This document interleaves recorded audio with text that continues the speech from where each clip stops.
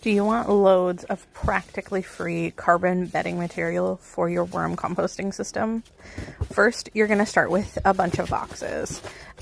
Any shipping boxes or whatever that you have. Ask on your neighborhood Facebook page groups for them, whatever.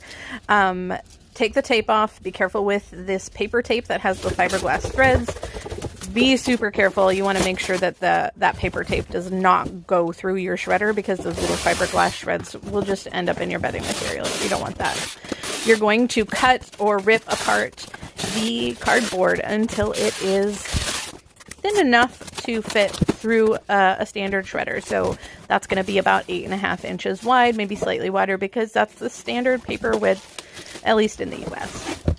And then you're going to get a shredder that is 12 sheet minimum capacity. So that just means that it can shred 12 traditional regular sheets of paper at a single time in a single stack, which means it will be thick enough to shred your cardboard.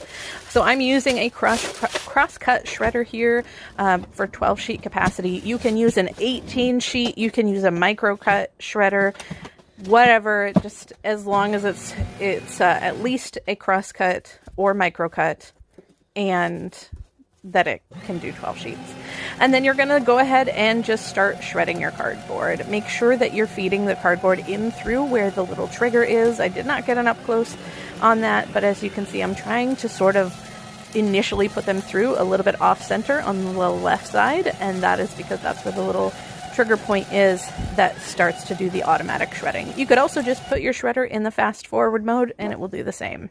If you have thick cardboard like this one on the bottom here, you are going to want to rip it in half. So I'm just basically ripping it in half, and then you can feed it through the shredder exactly the same way, but if it's double thick like that, it just won't fit through your shredder properly and it could jam it up and damage it. So here we go, just rip it in half. It will go through all the same and work just fine.